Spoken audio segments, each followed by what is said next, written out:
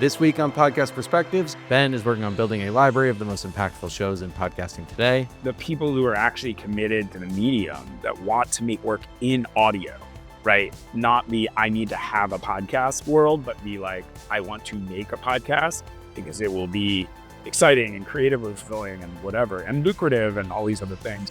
I think there's more opportunity for those people. Welcome to Podcast Perspectives, a show about the podcast industry and the people behind it. I'm your host, Jeff Umbro, founder and CEO of the Podglomerate. Ben Riskin is the co-founder of Roomtone, a podcast advisory firm that helps creators navigate the legal and business side of the podcast industry. He's going to tell us why he created Roomtone, what creators often overlook when it comes to the business of podcasting, and where he thinks the future of podcasting is headed. Welcome, Ben. Great to have you.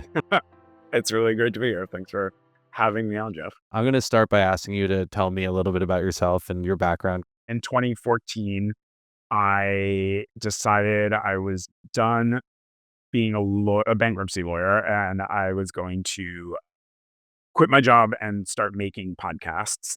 I had a very good friend at the time. She's still a good friend, but at the time, my friend Jenna Weiss-Berman, who's now kind of queen of podcasts at Odyssey, she was going to BuzzFeed to start their audio division. And she was like, look, I'll teach you to cut tape, come work in the industry. And she threw me a freelance job that I was deeply unqualified for. She taught me to cut tape, helped me get my first role and made an introduction to Caitlin Thompson, who at the time was helping Acast launch in the US. And so I ended up going to work.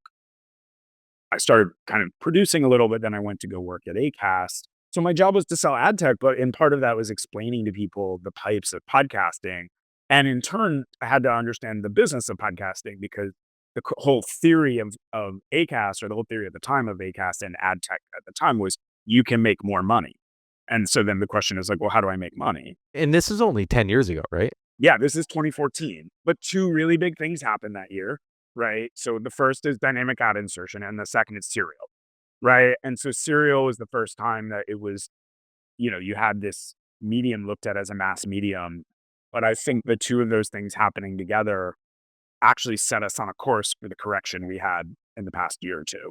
Right. Which is to say you had a mass medium hit in serial that was released as a limited run series on its own RSS feed at the exact same time as you had dynamic ad insertion introduced, which is to say, no, keep your listeners on your current feed and we'll be able to monetize them more than we were.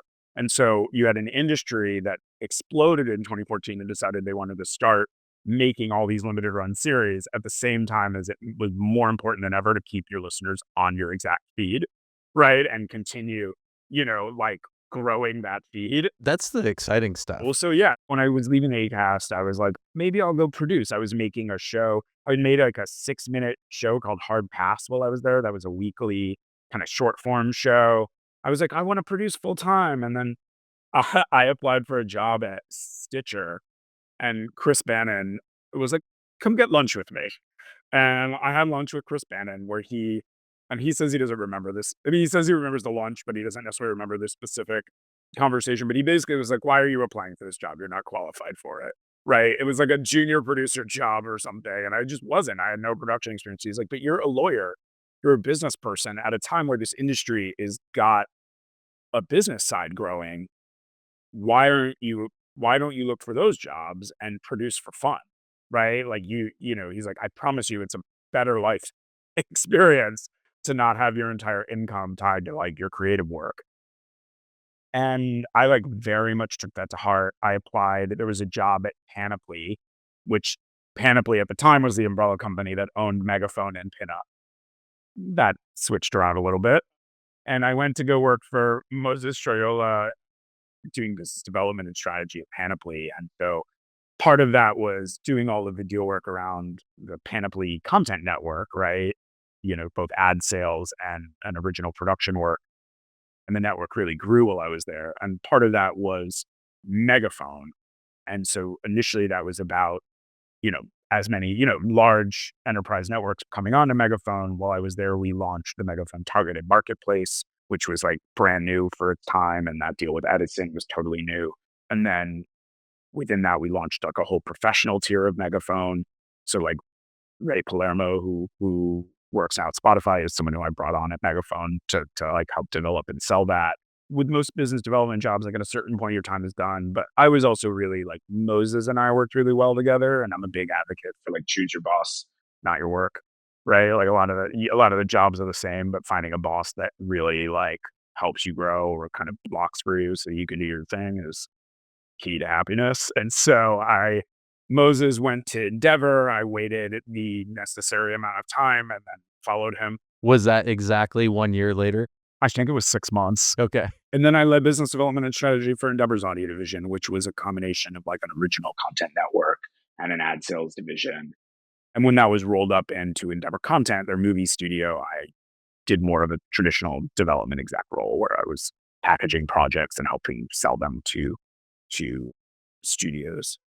And in 2020, like most other people, I started really thinking about my relationship with work. And I think for me, I have spent a lot of time building a reputation in audio and building relationships around, trying to be transparent and honest around what I view of the what I view about the industry and where things are going. And at a certain point, I felt like I was constantly selling someone else's view of the industry, to the detriment of my own goals towards transparency. And so in 2020, the idea was like, well, why don't we start something new? I had gone to a law firm and given a presentation about the business of podcasting. And one of the lawyers was like, you could sell that. And I was like, could I? Tell me more. You don't say. And so I started talking to a longtime friend who's now my business partner, Bianca Grimshaw. She is an entertainment lawyer. She was counsel for Pineapple Street and Transmitter. And I reached out to her to be like, what if I came and joined you as a lawyer? And she was like, there's really not that much work. But, she was like, but most of my clients need guidance on the business side. And I found that as well, right? With Endeavor, I was constantly talking to film and television companies, to brands, to other folks who were just like, didn't understand audio. They didn't understand how the industry worked or how money was made in the industry or how money flowed around the industry. And so we started Roomtone with the idea that there was this really big gap in professional services.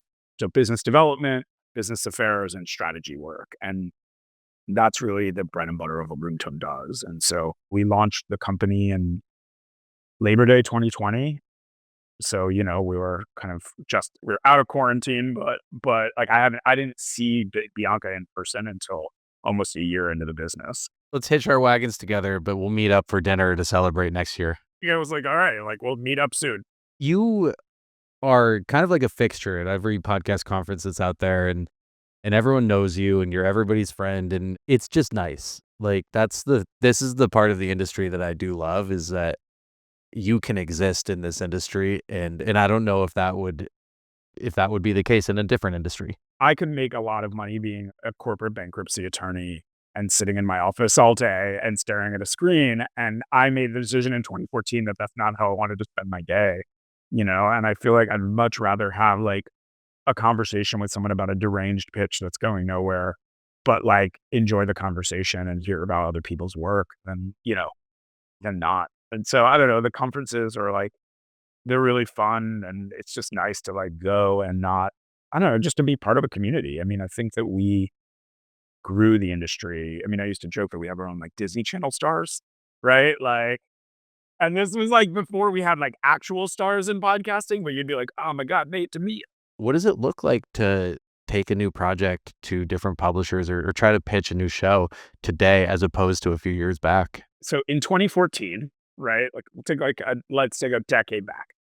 At most shows were anthology, right? You had shows like Life of the Law or, 99 PI. You would pitch your single episode into this show that already existed. There were only like 60 podcasts. Not really, but like, it was a very limited amount. You would pitch an episode to the Heart, to the whatever it was, right?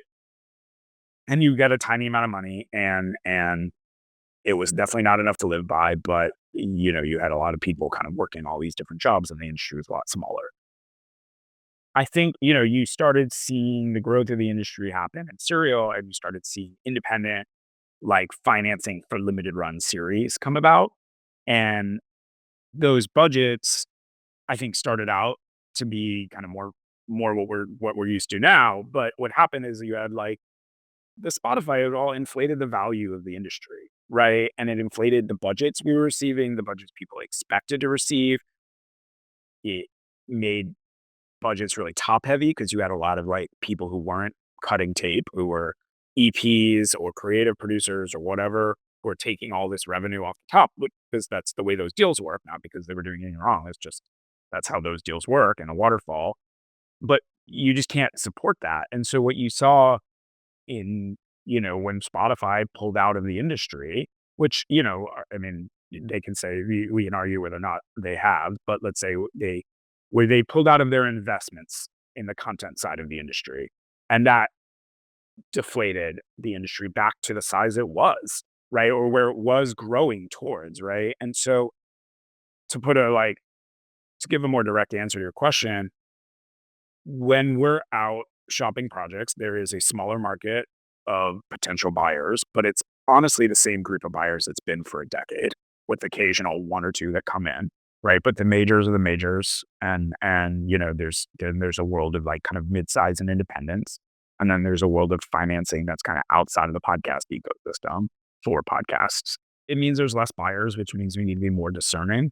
I think the means of monetizing have changed a little bit on what people want from stories. I think people want a twist earlier in a series, sees episode 2, episode 1, because they're trying to gear towards subscription binge, right? And so it means that like, the kind of hook, 2 turns and a conclusion might shift up a little bit. That's interesting. I had not heard about that or heard anyone like articulate that before. Where it feels a little like where we came from is there's more opportunity for people who can actually like for our Disney Channel stars, Yeah. right? But it's harder to become a Disney Channel star today. It's harder to become one, but the people who are actually committed to the medium that want to make work in audio, right? Not the I need to have a podcast world, but be like, I want to make a podcast because it will be exciting and creatively fulfilling and whatever and lucrative and all these other things.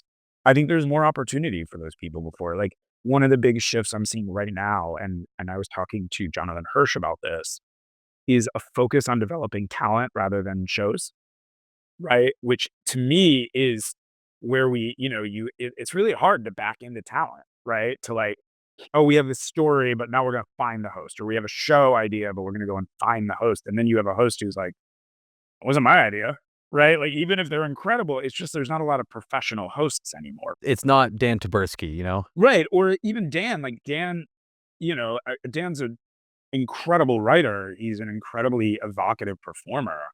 I don't know how that is for a show that he doesn't care about.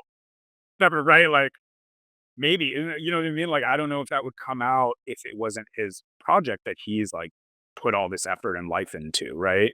And so, like, there was a time, and I think with the connection in radio where you did have more like professional hosts, right? Like people who were just great hosts who kind of came up, in the radio world and then rose to being the host, showrunner. But I do think to me that shift in the podcast space means that there's more opportunity to actually develop talent. And I think similarly, at least I don't know whether this is going to play out, but to me, it portends a little bit of a longer investment cycle. And that's the big issue with where we're at today is that requires a lot of money and a lot of people are getting a little squeamish there, I think. But where I think you're seeing like the Wondery Plus of it all, for example, or like the binge, it's like, stuff is no longer 8 to 10 episodes. It's 6 to 8, maybe 3 to 4, right? And like, maybe it's a sound bath that you're selling to Hatch, right? Like it's like there's really interesting opportunities now where or even just like whatever to launch something independently to grow it independently, meaning just that there are different ways to recoup that investment. There are different ways, and the reality is like an investment that is like a 5-year investment versus 3 or one, it's like the returns are going to be much higher because you're actually growing an audience rather than you had. I think what you had was the influx of tech money that came in with Spotify. It's just that those are not long-term investments. Like, like Panoply and Megaphone and Pinot were all owned, they're all Graham Holdings companies, which are like a Buffett theory of investment, which is like basically we'll give you money forever and you'll grow and you'll get there and eventually it'll work, right? We're really like that is that theory of investment. But when you had all this like venture capital funding come in for podcast businesses, for tech tech pieces, all of that. It's like they need to see a return right away and the minute because you're a growth sector until market shift, and then you're a cost center, right? And then the question is, when do we get our money back? And the scary part is that it went from venture money to private equity money, and private equity has an entirely different, like, way to operationalize a business. So many people in our own industry do not understand how the money flows through this industry and like what that means for kind of people getting paid and being able to pay their bills. And so I have very little expectation that people outside the industry understand it, right? And, it's but sometimes that can work in your favor or not. I want to dive into the idea of like your background as a lawyer and how it impacted what you do today. Because you actively claim that you are not a lawyer, or like at least a practicing lawyer, right? I am a licensed attorney in the state of New York, but Room Tone is not a law firm, right? And, just to like the fine point of it is like in any contract, you have business points and legal points, right? Like indemnities, representations, and warranties, those are all legal. They have legal ramifications, right? And you need a lawyer to review them. There's a governing body who actually can act on what's in that document. Room Tone doesn't handle the legal side of it. We work with Granderson de Rocher, where Bianca maintains legal practice, and that allows us, in some cases, where our clients need it, to provide those legal services. The way that my legal background plays into it is like understanding how a contract is set up and understanding how to contract the deal allows me to understand how to put a deal together, right? Like think about it in like a production way. If I have a story I want to tell, right? And I have an idea in my head of how it's going to sound, right? Oh, it's going to be mostly narration with some actualities, and then there's going to be this one episode in the middle where we do a musical about Free Willy, where I just listened to the Goodwill, right, which is so good.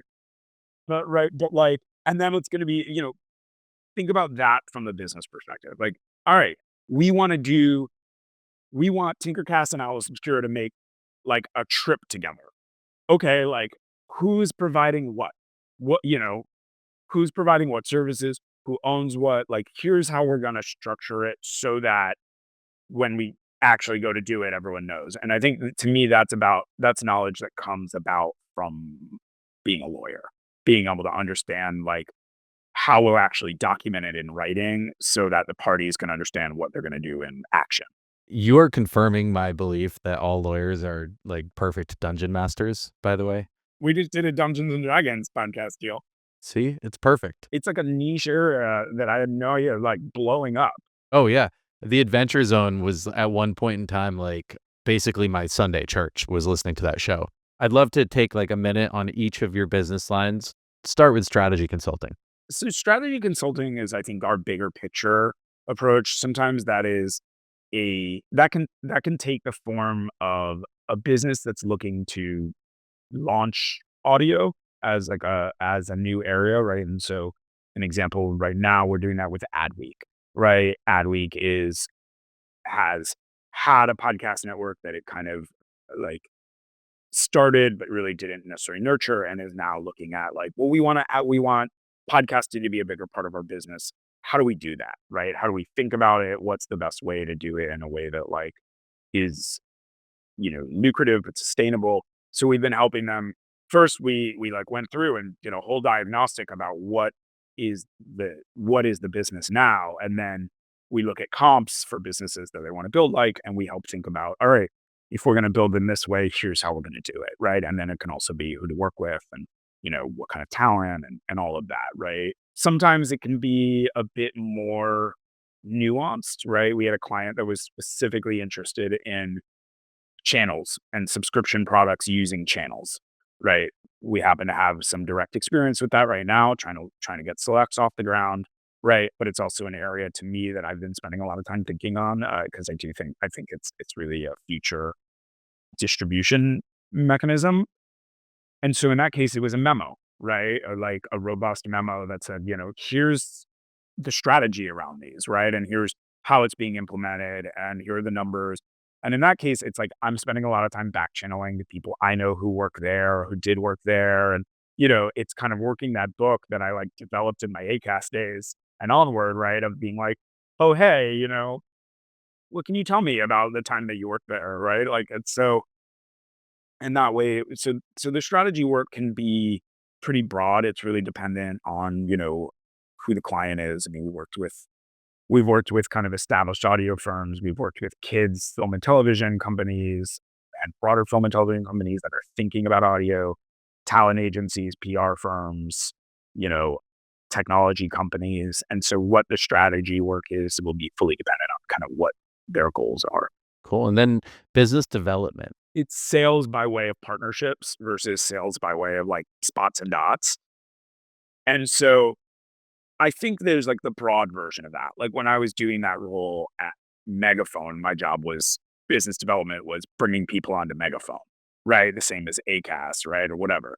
I would say my role now is more about saying, understanding who our client is and then what businesses might align well with what they're doing and developing a partnership, in whatever form that needs to be. And that could be something more like, kind of audience growth oriented, right? Like we facilitated a really, a kind of collaborative episode between Freakonomics and Alice Obscura, right? And that was a situation where, I knew Neil. I was like, what about these two companies? What do they do well together, et cetera? In essence, is it like creating opportunities for the partners that work with you? Yeah. And that's, I think, where we really have some strength compared with kind of other folks that do this work is because we're not like a walled garden, right? Like we don't have just a list of clients and the question is how does this client fit into our other clients, right? The question is how does this client fit into the audio industry? I mean, that can be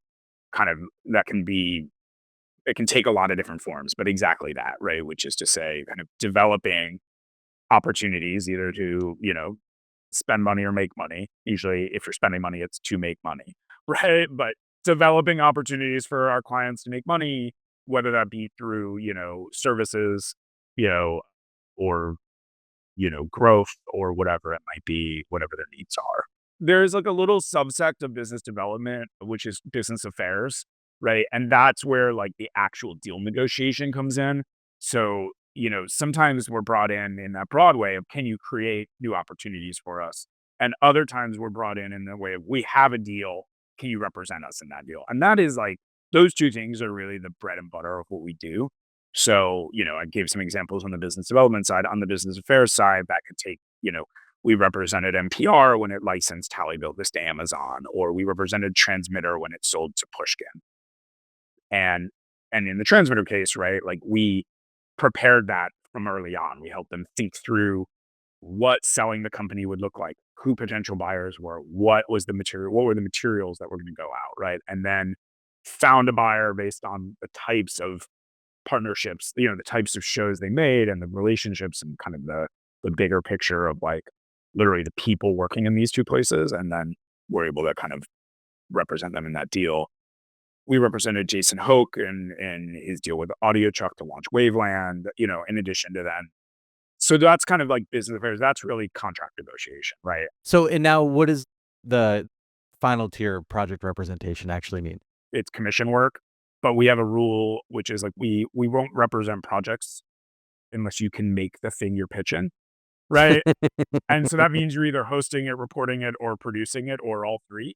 But it also means that like what we can commission is often like we're not doing the smart list deals, right? So that commission is lower, but it's a labor of love. I mean, and this is a project. This is about working with audio first creators to help them sell their projects, right? Or find a home for their project. And so, And can you provide an example of that?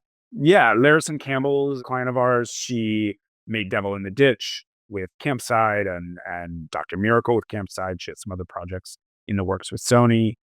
She came to us without having worked in audio, but with like a real desire to create in the medium. It's really audio first creators. And, in those cases, it's a project where, you know, it's project by project. It's really about saying, hearing a project pitch and saying, oh, I think we can sell that, right? Like there's a specific buyer or several or whatever it is, and we might help them, write the pitch more. help them flush out the pitch a bit more, and then take it out to execs and see if we can help them finance it. I love it. There's one last piece. Sorry. And so it kind of falls in project representation, although it's kind of our own work, right? Which is to say, sometimes we develop and package our own projects. And so the best example of that is Welcome to Provincetown. It was a project that I developed, having spent, I guess now 17 summers, 18 summers there, and went to Rococo Punch. They were right on board immediately. Went to Mitra. She was on board immediately. And, we were able to put that project together, help kind of get the development off the ground, and then find a partner to get it out in the world with Stitcher. And so in that case, or in the case like Select, it's more that we view Roomtone as this big arching business, right? And then within it, we occasionally will launch little kind of other businesses, right? And that might be something like Welcome to Provincetown or Selects or things like that. Why would someone come to you as opposed to like getting a law firm or an agent or a manager or any number of kind of other relationships that exist in the podcast space? There are some incredible minds on the representation side and in the lawyering side of audio. All these dungeon masters. All these dungeon masters, right? But you choose the people that are going to help you understand your project and your goals, right? Or realize them best. And that's, so to me, people who come to us are it's because they want to work with us, right? They view our work in a certain way. We have a conversation that really connects with them in a different way than maybe someone else they've talked to, right? I think it's nice because in that way, it's like we don't really have competition, right? Like you either want to work with us or you don't. But it means that I kind of am very much constantly out being like, "Hi, I'm Ben. Like, what do you do? Tell me about yourself, right? Let me tell you about me." Do you want to tell us about Selects? The kind of quick and dirty of Selects is it's a subscription channel where we publish canonical works in audio. We right now is me and Bianca. The hope is that as we grow and hopefully pursue some partnerships that we're in the middle of discussing, we'll be able to like bring some grant money on board and then be able to have an editorial board, right? Rather than it being, my decision. But, I went through and I spoke with a lot of people who've been making radio and audio docs for quite some time. I got a license through the PRX exchange. Yeah. We find old works, we license them, and then we re-release them as kind of with robust show notes, as kind of as like canonical works. And so, it's sometimes one a month, sometimes it's more than one a month. And the works kind of range. Some of them are things that aired, in the past 5 years, 10 years.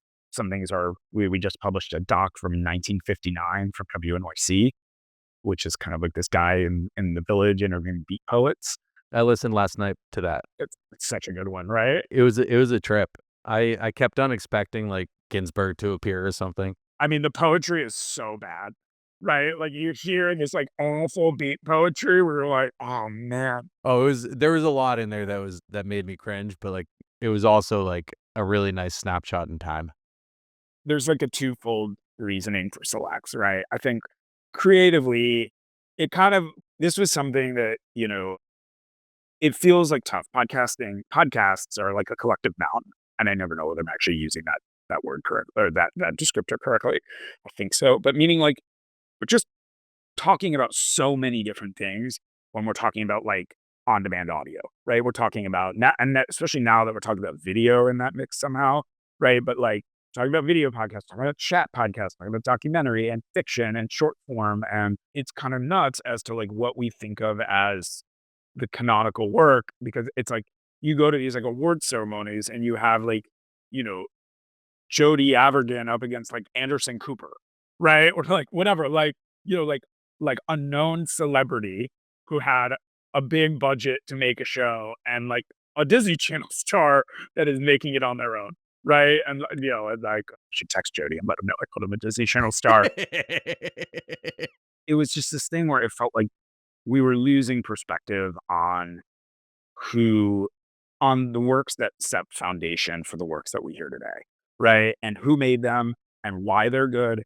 And And a lot of the people who are making work today are people who've been, who are like running production companies now, or maybe they're the lead exec somewhere, whatnot. But these are people who built their careers, right? And I think we talked a little bit at the top. There's been this like creative divide where the podcasting world doesn't really associate itself with the radio world, but it is a large portion of the podcasting. Like certainly the documentary side of the business came out of the radio side. There is a clear lineage, even if it's not like people who started in podcasts. Exactly. Right. And so creatively, the hope was to be able to draw that line a little cleaner, right? To be able to say, like, we published an episode of Life of the Law where if you listen to the credits, it's like it's Sean Cole hosted it, but it's like Ashley Ann Krigman, like Caitlin Press, Jonathan Hirsch, like all of these people worked on that episode who are now, you look out, you're like, oh wow, they're all, kind of incredible audio makers.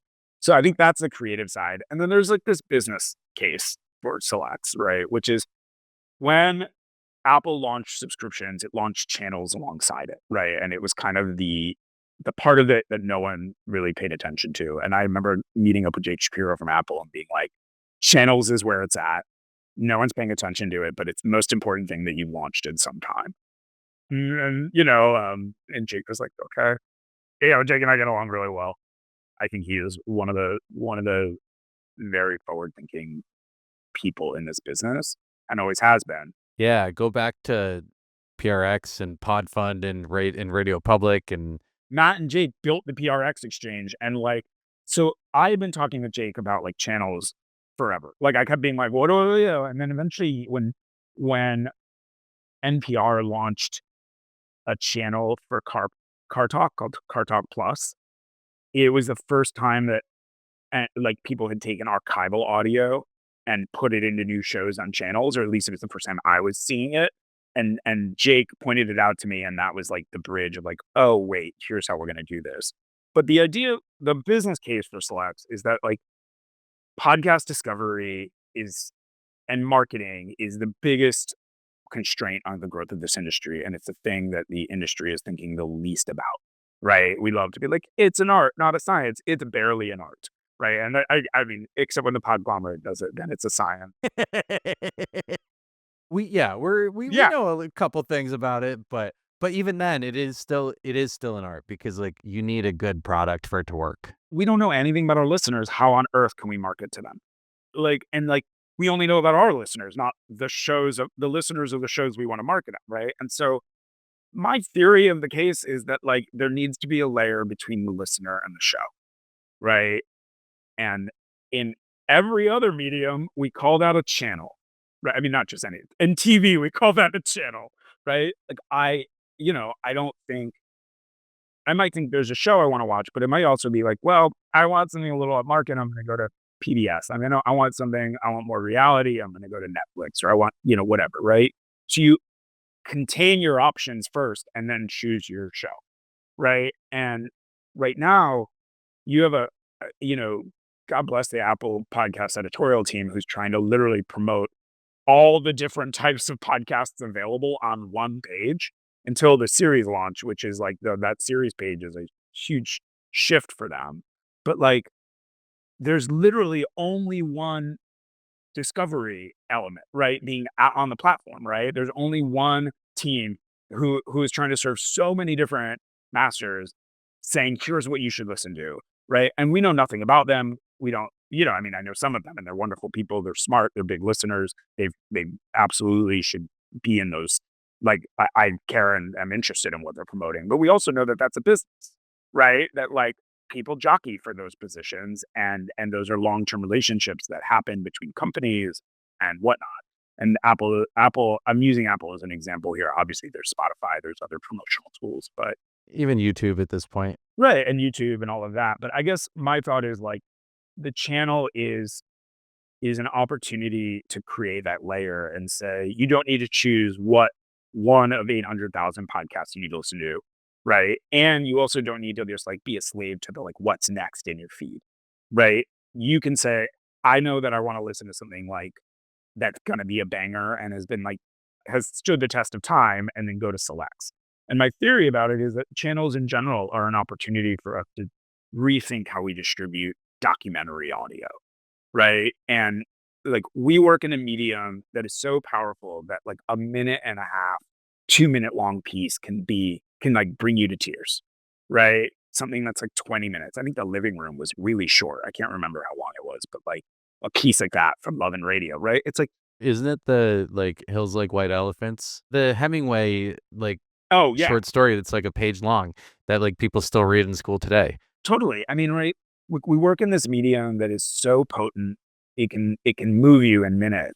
But when Serial happened in 2014, everything moved away. Like we got away from these anthology styles shows that could feature magazine formats with shorter pieces and whatnot. Everything became long form serialized narrative. And that means that there's no market for the hour-long doc, the 20-minute doc, or there is, but that market is literally just This American Life, right? And a few other places, right? And so it just to me felt like this opportunity to be able to like create a home for distributing audio documentary of various shapes and sizes, right? And in a really sustainable way. And I think we're seeing that across the industry. I think you're seeing this with the growth of Wondery Plus, which is a very big business.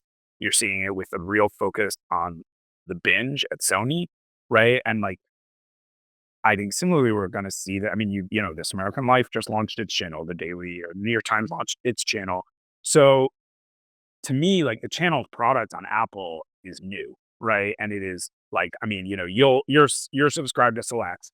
I will publish a new show on Selects in the next couple weeks, right? And you won't get a new notice. You won't get a notification because you're not subscribed to the show yet. Like the whole ecosystem is built around shows, right? But that's why it's so hard to find new things because every choice is between one and 800,000 podcasts or whatever, right? And it's like, so the hope is that if we can help pioneer this idea of a channel and that product can help grow alongside it, like that'll open up a market for a variety of types of docs, right? Things that don't need to be huge out of pocket spends for 8 to 10 episodes for something that should have just been an hour to begin with, right? Or right, like and the subscription value is so much more like it's just so much less diluted than CPM value, right? And so we're offering selects at $2.99 a month. Yeah, I think it's like $30 for a year. If we can get to 1,000 subscribers, the whole project is sustainable. We're able to like pay, like we're not there. We're not even close to that, right? Yeah. It's an example of like, if we were to get to 10,000 subscribers, we could be commissioning work. There's a lot of different things we could do. And so, but like that's a much more realistic audience size than what we need to make money on a documentary and a CPM based ads, right? Like 10,000 subscribers is significantly more valuable than 50,000 listeners. Like right on like a CPM public, like right. And it's a little bit of walking that line.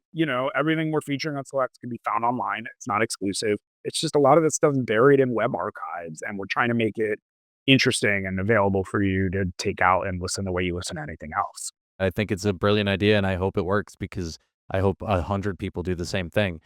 This is essentially the Best American anthology that comes out every year, and that's cool. I still buy those every year because I love reading, like, the cooking narratives or the short stories. For the first time in a long time, I'm seeing something that is, like, a somewhat unique idea, and it's really refreshing. So I wish you all the luck. Everyone listening should go subscribe to Selects. It is only $30 a year. I just did it last night. Well, thank you, Ben. This has been really fun. I appreciate the opportunity. It was really great.